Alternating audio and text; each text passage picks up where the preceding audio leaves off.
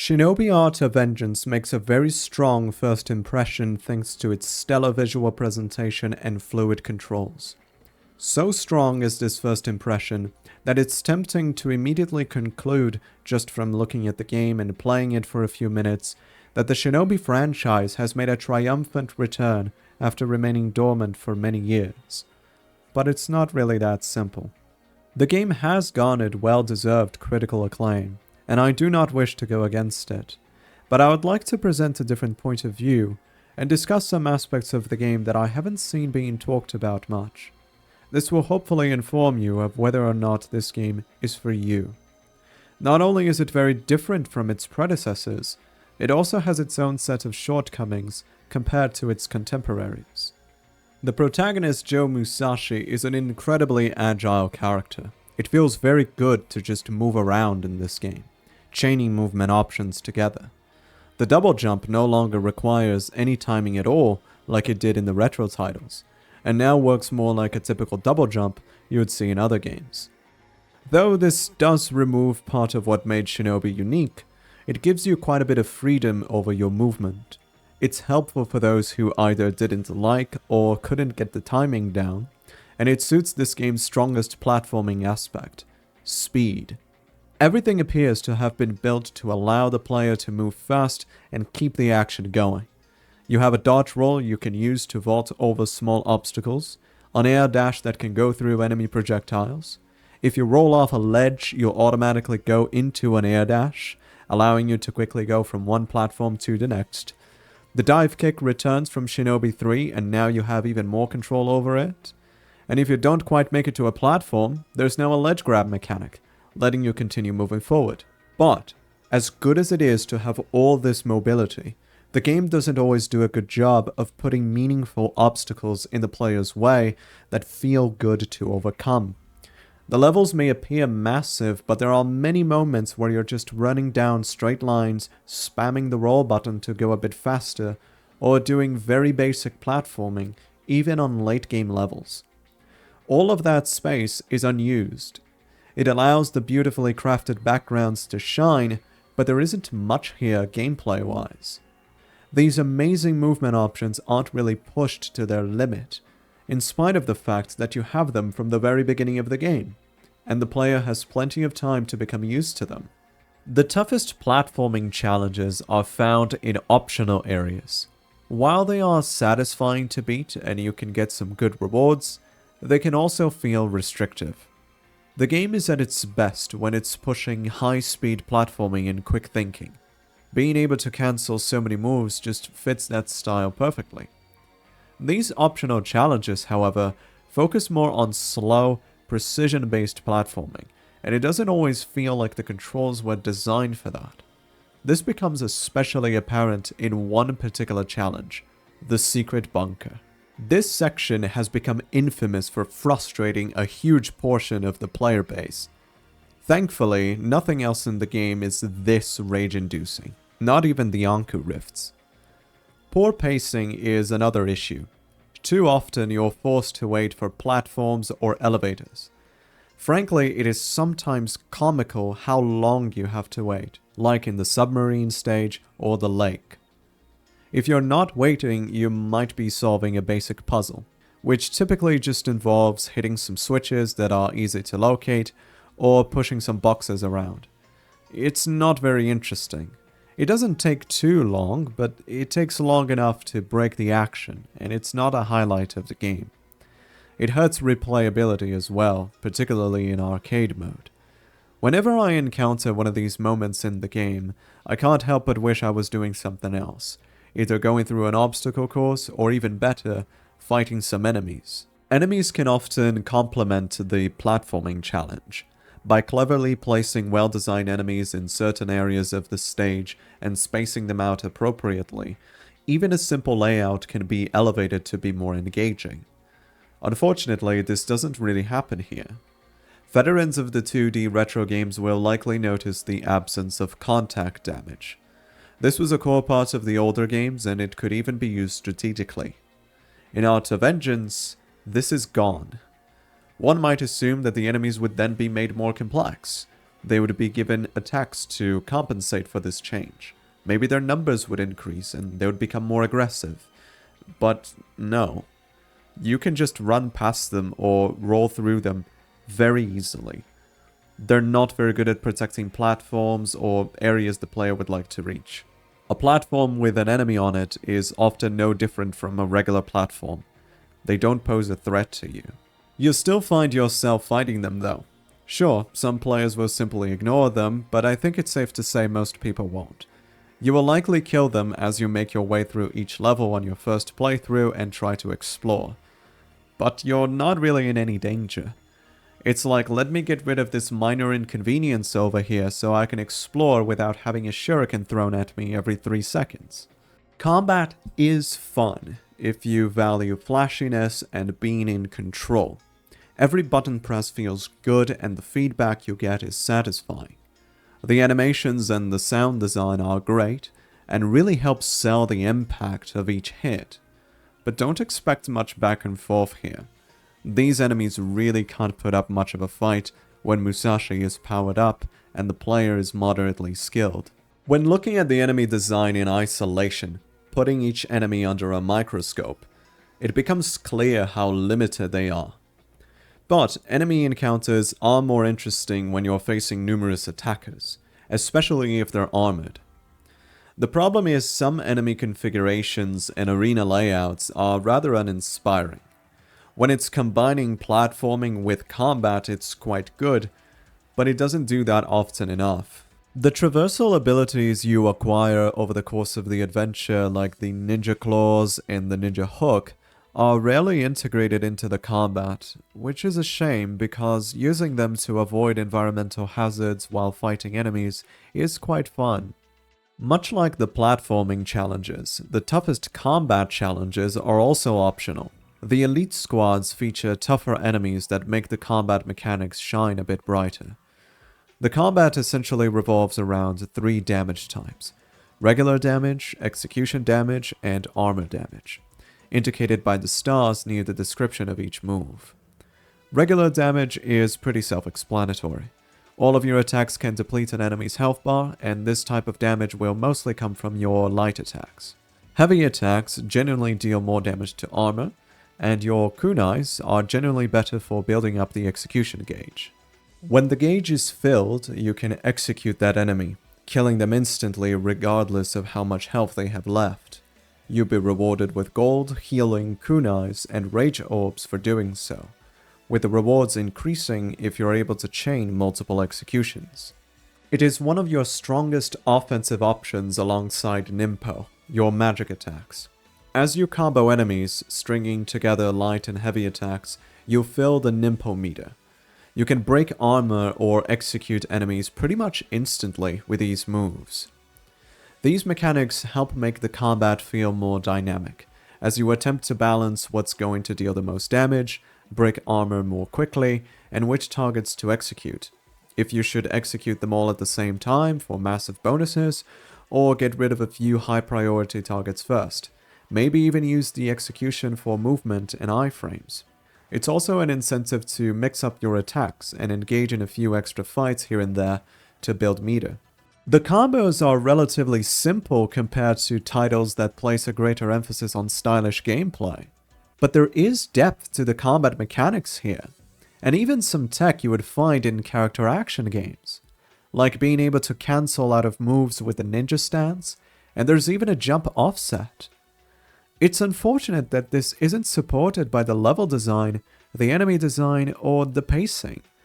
The combat is good, with the potential to be great, but there isn't enough of it. And it isn't enforced, it's simply suggested. It's like the focus here is primarily on delivering a pleasant audiovisual experience through story mode, and the game doesn't try to push its mechanics to keep players coming back. The game feels as if it's been balanced around a single story mode playthrough, a 100% completion, and that's about it. Now, to be fair, this can take around 15 hours. Many players will be more than satisfied with this amount of playtime.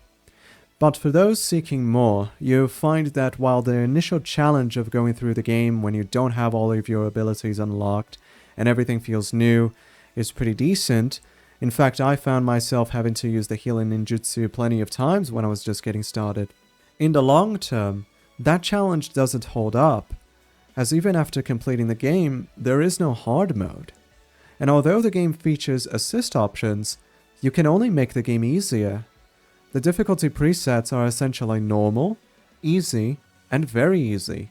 I'm not against assist options. I actually think they can be quite useful, not just for less skilled players, but also in high-level play for practice. Lowering damage received or even making yourself invincible can be used as a tool to help you learn the game more efficiently. That said, I think the assist options could have been implemented in a more elegant way. For example, the lightning shield ninjutsu. In the retro games, if there's a section giving you trouble, you can find a secret box with an extra ninjutsu in it and use the shield. You'll be able to make that section or that boss easier while still engaging with the mechanics of the game. With the way the assist options are set up here, casual players are still going to struggle in the same spots everybody else struggles with. The insta-kill platforming, so it doesn't really help much. The lightning shield doesn't offer the same level of protection here as it did in the retro games. It's not much of a shield at all. This ninjutsu could act like a quote-unquote assist option, and it wouldn't break immersion because you're not going into a menu to change the settings. You're just being clever with how you use your knowledge of secrets and the game's mechanics. It's going to feel more fulfilling to go through the challenge this way. For completing the game, you unlock arcade mode, but it's arcade in name only. You're still going through this massive empty stage and running into the same old pacing issues. If you're familiar with arcade games, you quickly realize this doesn't feel arcadey at all. If you're trying to do the levels while collecting all the medals and fighting all the elite squads, you'll find a challenge, especially if you're doing all of that in a no damage run. But this isn't really necessary for the S rank, and honestly I feel like it just extends the length of the stage too much. When I did my S rank runs, my priority was to get through the level as quickly as possible. That was what made it tolerable for me. If you don't care about S ranks at all, I'm afraid arcade mode will have even less of an impact on you. Something else that is bizarre about arcade mode is that you can't even replay the last stage. So if you're trying to do an old school run, going through every level without dying in one sitting, you're denied the satisfaction of beating the final boss and seeing the credits. And this game actually has a cool final boss. I really don't understand this. Why not let me play the final stage again? I can play every other stage, including the bonus ones. Interestingly, if you revisit some stages in story mode, you'll see enemies added in different spots where there weren't any before. This is great, and it leads me to believe that perhaps a hard mode with extra enemies was planned, just not fully realized. These extra enemies don't appear in later levels, and unfortunately it creates this feeling that the game is incomplete. Boss Rush is the second mode you unlock, and it's exactly what it says on the tin. It can be completed in under 10 minutes with the right combination of amulets, so unless you're trying to get the fastest clear time possible, it's unlikely this mode will entertain you for long. But I'm glad it's included here anyway, because the boss fights are actually quite fun. Some of them stand out for making you constantly have to move around and make good use of dodge cancels. Kijima is a very good one, and one of my favorite bosses. Bosses like to use dark attacks a lot. You cannot roll or dash through dark attacks. You actually have to move out of the way or parry them with a water nimpo. These attacks help make the combat more engaging, and it gives you a good reason to pay attention to your nimpo meter. But some players may find them to be a bit frustrating because they give the enemies an extra layer of armor, and you have to briefly halt your offense. The problem with the boss fights is that you don't get that dynamic of the 3 damage types that I mentioned earlier, and some are a bit too easy. Generally speaking, you can be very active during these fights though, which I appreciate. There aren't many instances where the boss is invincible and you have no choice but to wait for your turn. So, seeing as arcade mode is a bit of a disappointment and boss rush doesn't last very long, what else is there to do after beating the game? I wouldn't mind just playing through story mode again if the story was good, but sadly it isn't. I understand that the story isn't the focus, and it's intentionally campy. I don't have a problem with the main plot, it's the dialogue that I don't like. Joe Musashi has no personality and just does nothing but grunt the entire game. It's amusing in the beginning, but it gets old quickly, and I just stopped caring about the dialogue altogether. But from a gameplay standpoint, story mode is probably the way to go if you're looking to replay the game, because the game's systems and mechanics just feel more relevant in this mode. Getting gold matters, so that's a much needed additional incentive to fight enemies and chain executions. You don't need the extra moves to beat the game, but it's just fun to have them, and any excuse you can find to engage in combat really helps make the stages feel less empty. Exploration is relevant too, because you need the Oboro relics to unlock more stuff at the shop, though the exploration aspect isn't anywhere near as good as a proper Metroidvania. If you're not used to the genre though, this could be a good starting point. Just be aware that the map isn't always helpful for identifying death pits. As I said at the beginning of the video, I do not wish to go against the praise this game has received. Part of the reason for that is because, despite how critical I've been in this video, I've actually played this game for many hours, and that's because I like the game. I had fun getting footage for this video, and I tried my best to make these clips look cool and flashy. I just believe we can like a game while being critical of it, understanding that it has flaws, unused potential, and it isn't outstanding. I don't want to exaggerate the qualities and omit the flaws just because I like the game.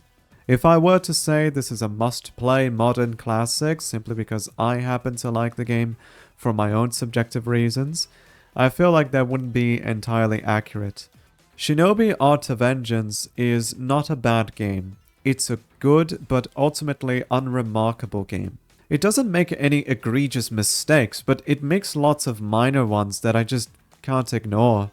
I understand that not every game needs to push the envelope and reinvent the wheel, but it's disappointing to see a game that is equipped with the mechanics to stand out and bring something unique to the genre, and it just doesn't.